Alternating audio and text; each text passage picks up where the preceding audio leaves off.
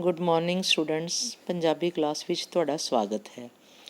ਬੇਟਾ, ਆਪਾਂ ਪਿਛਲੀ ਕਲਾਸ ਵਿੱਚ ਤੁਹਾਡੀ ਪਾਠ ਪੁਸਤਕ ਵੰਨਗੀ ਦੀ ਇਕਾਂਗੀ ਜ਼ਫਰਨਾਮਾ ਇੱਥੇ ਤੱਕ ਪੜ੍ਹੀ ਸੀ ਕਿ ਔਰੰਗਜ਼ੇਬ ਦੀ ਅੰਤਰਾਤਮਾ ਉਸ ਨੂੰ ਕਹਿੰਦੀ ਹੈ ਕਿ ਉੱਤਰੀ ਭਾਰਤ ਵਿੱਚ ਵੀ ਤੇਰੇ ਸ਼ਾਸਨ ਦੇ ਵਿਰੁੱਧ ਛੜਯੰਤਰ ਰਚਿਆ ਜਾ ਰਿਹਾ ਹੈ। ਤਾਂ ਔਰੰਗਜ਼ੇਬ ਉਸ ਦਾ ਕੀ ਉੱਤਰ ਦਿੰਦਾ ਹੈ, ਆਓ ਆਪਾਂ ਇਸ ਇਕਾਂਗੀ ਦੁਆਰਾ ਪੜ੍ਹਦੇ ਹਾਂ। ਔਰੰਗਜ਼ੇਬ ਕਹਿੰਦਾ ਹੈ, ਜਿਉਂਦੇ ਜੀ ਮੈਂ ਮੁਗਲ ਹਕੂਮਤ ਨੂੰ ਹਰਗਿਜ਼ ਕਮਜ਼ੋਰ ਨਹੀਂ ਹੋਣ ਦਿਆਂਗਾ। ਕਿ ਮੇਰੇ ਜਿੰਦੇ ਜੀ ਇਹ ਨਹੀਂ ਹੋ ਸਕਦਾ ਕਿ ਮੁਗਲ ਹਕੂਮਤ ਕਮਜ਼ੋਰ ਹੋ ਜਾਵੇ। ਆਵਾਜ਼, ਮੁਗਲ ਸਲਤਨਤ ਤਾਂ ਅੱਗੇ ਹੀ ਤੇਰੇ ਵਾਂਗ ਬੁੱਢੀ ਤੇ ਜਰਜਰੀ ਹੋ ਚੁੱਕੀ ਹੈ, ਜਰਜਰੀ ਖੋਖਲੀ ਹੋ ਚੁੱਕੀ ਹੈ। ਤੂੰ ਉਸ ਦੀਆਂ ਜੜ੍ਹਾਂ ਖੋਖਲੀਆਂ ਕਰਨ ਦਾ ਜ਼ਿੰਮੇਵਾਰ ਹੈ। ਤੂੰ ਹੀ ਰਿਸਪੋਂਸੀਬਲ ਹੈ ਕਿ ਮੁਗਲ ਸਲਤਨਤ ਖਤਮ ਹੁੰਦੀ ਜਾ ਰਹੀ ਹੈ, ਕਮਜ਼ੋਰ ਹੁੰਦੀ ਜਾ ਰਹੀ ਹੈ। ਔਰੰਗਜ਼ੇਬ, ਹਰਗਿਜ਼ ਨਹੀਂ। ਪੂਰੇ 48 ਸਾਲ 48 ਈਅਰਸ ਮੈਂ ਇਸ ਨੂੰ ਮਜ਼ਬੂਤ ਬਣਾਉਣ ਲਈ ਦਿਨ ਰਾਤ ਇੱਕ ਕੀਤਾ ਹੈ। ਕਦੇ ਫਰਜ਼ ਤੋਂ ਕੋਤਾਹੀ ਨਹੀਂ ਕੀਤੀ। ਕੋਤਾਹੀ ਗਲਤੀ ਮਤਲਬ ਮੈਂ ਕਦੇ ਆਪਣਾ ਫਰਜ਼ ਨਿਭਾਉਣ ਵਿੱਚ ਕੋਈ ਗਲਤੀ ਨਹੀਂ ਕੀਤੀ। ਰੱਬ ਗਵਾਹ ਹੈ।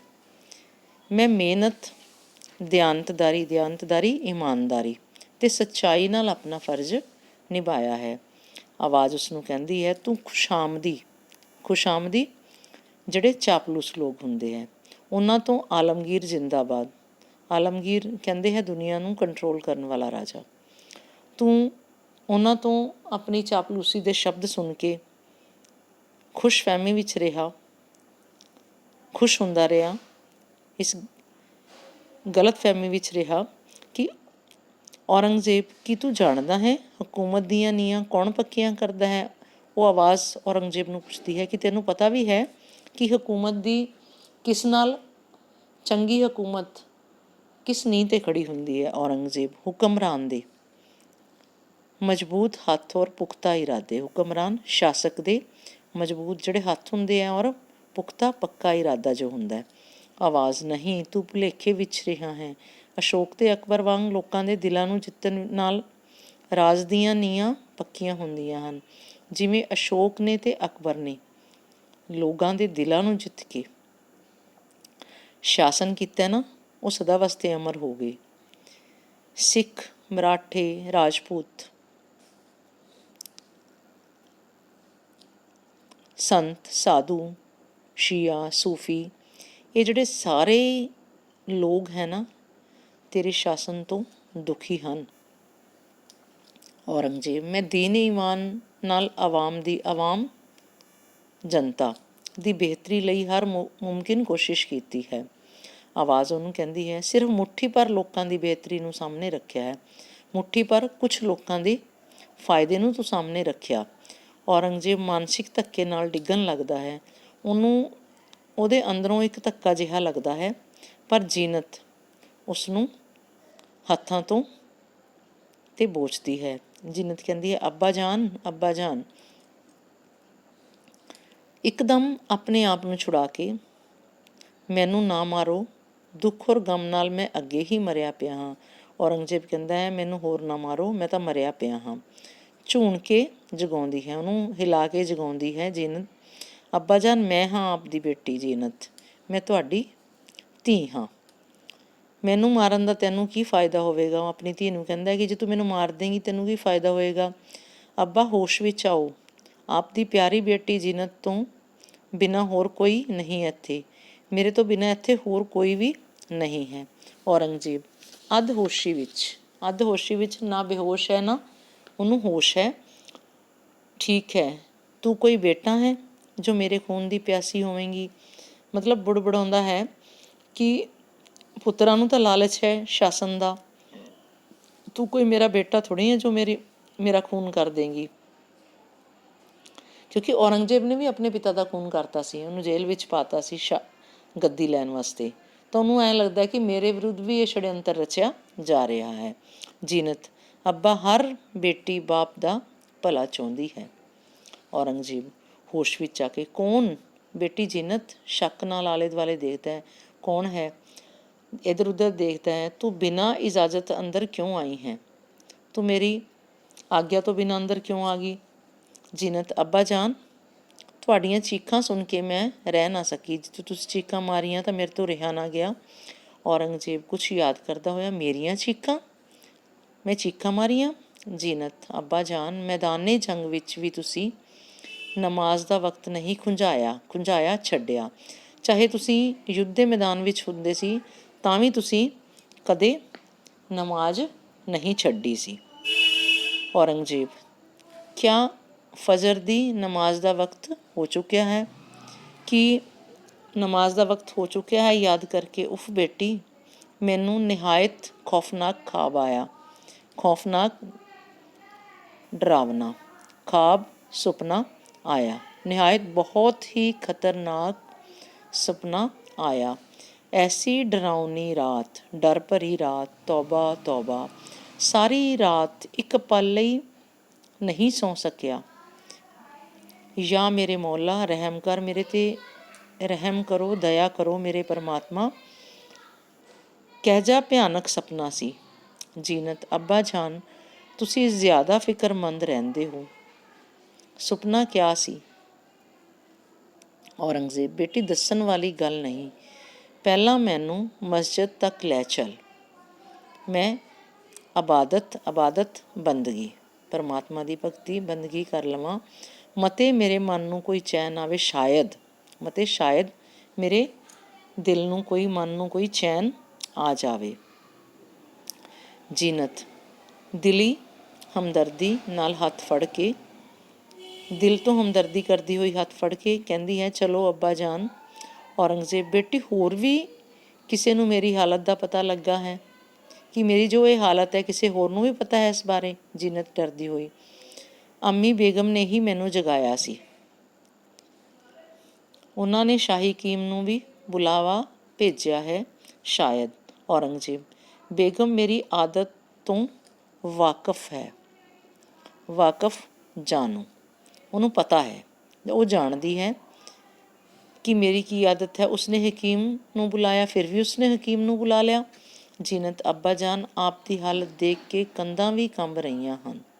ਜੋ ਤੁਹਾਡੀ ਹਾਲਤ ਹੈ ਨਾ, ਉਹ ਬਹੁਤ ਦਰਦਨਾਕ ਹੈ। ਔਰੰਗਜ਼ੇਬ, ਮੈਂ ਖੁਦ ਵੀ ਜ਼ਿੰਦਗੀ ਵਿੱਚ ਇਤਨਾ ਕਦੇ ਨਹੀਂ ਡਰਿਆ। ਮੇਰਾ ਸਾਰਾ ਵਜੂਦ ਕੰਬ ਗਿਆ, ਸਰੀਰ ਕੰਬ ਗਿਆ। ਛੇਤੀ ਚੱਲ। ਉਹਨਾਂ ਦੇ ਜਾਣ ਪਿੱਛੋਂ ਬਜ਼ੁਰਗ ਬੇਗਮ ਉਦੈਪੁਰੀ, ਔਰੰਗਜ਼ੇਬ ਦੀ ਇਤਾਲਵੀ ਤੇ ਤੀਜੀ ਬੀਵੀ, ਸ਼ਹਿਜ਼ਾਦਾ ਕਾਮ ਬਖਸ਼ ਦੀ ਮਾਂ, ਜਿਸ ਨੂੰ ਔਰੰਗਜ਼ੇਬ ਸਭ ਤੋਂ ਵੱਧ ਚਾਹੁੰਦਾ ਸੀ ਤੇ ਜਿਸ ਨੂੰ ਪਿਛਲੀ ਉਮਰ ਵਿੱਚ ਉਸਦੀ ਬਹੁਤ ਸੇਵਾ ਕੀਤੀ, ਡਰਦੀ ਅੰਦਰ ਦਾਖਲ ਹੁੰਦੀ ਹੈ।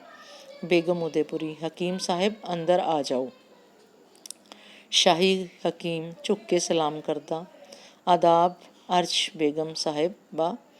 ਆਲੇ ਦੁਆਲੇ ਦੇਖ ਕੇ, ਆਸੇ ਪਾਸੇ ਦੇਖ ਕੇ, ਜਹਾਂ ਪਨਾਹ ਨਜ਼ਰ ਨਹੀਂ ਆ ਰਹੇ, ਸ਼ਹਿਨਸ਼ਾਹ ਨਜ਼ਰ ਨਹੀਂ ਆ ਰਹੇ ਹਨ, ਨਮਾਜ਼ ਤੋਂ ਵਾਪਸ ਨਹੀਂ ਆਏ। ਸ਼ਾਹੀ ਹਕੀਮ, ਬੇਗਮ ਸਾਹਿਬਾ ਜ਼ਰਾ ਗੌਰ ਨਾਲ ਦੇਖੋ, ਧਿਆਨ ਨਾਲ ਦੇਖੋ, ਸਭ ਚੀਜ਼ਾਂ ਖਿਲਰੀਆਂ ਪਈਆਂ ਹਨ। ਬੇਗਮ ਕੁਛ ਚੁੱਕ ਕੇ, ਆਹ ਤਸਬੀਹ ਵੀ ਡਿੱਗੀ ਪਈ ਹੈ। ਤਸਬੀਹ, ਮਾਲਾ, ਜੋ ਨਮਾਜ਼ ਦੇ ਵਕਤ ਪਕੜੀ ਜਾਂਦੀ ਹੈ, ਮੁਸਲਮਾਨ ਹੱਥ ਵਿੱਚ ਫੜਦਾ ਹੈ, ਉਹ ਹੁੰਦੀ ਹੈ ਮਾਲਾ, ਉਹਨੂੰ ਕਹਿੰਦੇ ਹੈ ਤਸਬੀਹ। ਹਕੀਮ, ਸਾਫ਼ ਜ਼ਾਹਿਰ ਹੈ ਹਜ਼ੂਰ ਦੇ ਮਨ ਦੀ ਹਾਲਤ ਗੈਰ ਮਾਮੂਲੀ ਤੌਰ 'ਤੇ ਖਰਾਬ ਹੈ। ਕਿ ਇਹ ਕਲੀਅਰ ਹੋ ਰਿਹਾ ਕਿ ਉਹਨਾਂ ਦੇ ਮਨ ਦੀ ਹਾਲਤ ਠੀਕ ਨਹੀਂ ਹੈ। ਬੇਗਮ, ਖਾਨ ਬਹਾਦਰ ਆਪ ਵੀ ਆ ਗਏ, ਤਸ਼ਰੀਫ ਲੈ ਆਓ, ਅੰਦਰ ਆ ਜਾਓ। ਅਸਦ ਖਾਨ ਝੁੱਕ ਕੇ ਸਲਾਮ, ਬੇਗਮ ਸਾਹਿਬਾ। ਸ਼ਾਹੀ ਹਕੀਮ, ਆਦਾਬ ਅਰਸ਼ ਖਾਨ ਬਹਾਦਰ। ਅਸਦ ਖਾਨ ਉਸਨੂੰ ਸਿਰ ਨਾਲ ਜਵਾਬ ਦੇ ਕੇ, ਕਿਆ ਹੁਕਮ ਹੈ ਬੇਗਮ ਸਾਹਿਬਾ। ਜਾਂ ਪਨਾਹ ਅੱਜ ਨਿਹਾਇਤ ਬਹੁਤ ਪਰੇਸ਼ਾਨ ਹੈ। ਹਜ਼ੂਰ ਦੀ ਆਵਾਜ਼ ਸੁਣ ਕੇ ਮੈਂ ਬੇਟੀ ਜੀਨਤ ਨੂੰ ਜਗਾਇਆ। ਪਹਿਲਾਂ ਤਾਂ ਅਸੀਂ ਬਹੁਤ ਡਰੀਆਂ। ਅਖੀਰ ਮੁਸ਼ਕਿਲ ਨਾਲ ਬੇਟੀ ਨੂੰ ਕਮਰੇ ਅੰਦਰ ਜਾਣ ਲਈ ਮਜਬੂਰ ਕੀਤਾ। ਅਸਦ ਖਾਨ, ਬੜੀ ਚਿੰਤਾ ਦੀ ਬਾਤ ਹੈ, ਚਿੰਤਾ ਵਾਲੀ ਗੱਲ ਹੈ। ਜਾਂਪਨਾ ਤਾਂ ਨਿਹਾਇਤ ਪੁਖਤਾ ਇਰਾਦੇ ਦੇ ਮਾਲਕ ਹਨ, ਨਿਹਾਇਤ ਬਹੁਤ ਪੁਖਤਾ ਪੱਕੇ ਖੁਦਾ ਪ੍ਰਸਤ ਹੋਣ ਕਰਕੇ, ਖੁਦਾ ਪ੍ਰਸਤ ਪਰਮਾਤਮਾ 'ਚ ਵਿਸ਼ਵਾਸ ਰੱਖਣ ਵਾਲੇ, ਅੱਲਾ ਦੀ ਬੰਦਗੀ ਕਰਨ ਵਾਲੇ ਹੋਣ ਕਰਕੇ ਆਪ ਔਖੇ ਤੋਂ ਔਖੇ ਵਕਤ ਸਾਬਤ ਕਦਮ ਰਹਿੰਦੇ ਹਨ। ਤੁਸੀਂ ਆਪਣੇ ਇਰਾਦੇ 'ਤੇ ਪੱਕੇ ਰਹਿੰਦੇ ਹਨ। ਅਸਦ ਖਾਨ ਕਹਿ ਰਿਹਾ ਹੈ ਕਿ ਸ਼ਹਿਨਸ਼ਾਹ ਤਾਂ ਮੁਸ਼ਕਿਲ ਤੋਂ ਮੁਸ਼ਕਿਲ ਸਮੇਂ ਵਿੱਚ ਵੀ ਆਪਣੇ ਇਰਾਦੇ 'ਤੇ ਪੱਕੇ ਰਹਿੰਦੇ ਸਨ, ਫਿਰ ਇਹ ਕੀ ਹੋ ਰਿਹਾ ਹੈ? ਸ਼ਾਹੀ ਹਕੀਮ ਕਹਿੰਦਾ ਹੈ, ਇਹੀ ਹੀ ਮੈਂ ਸੋਚ ਰਿਹਾ ਹਾਂ।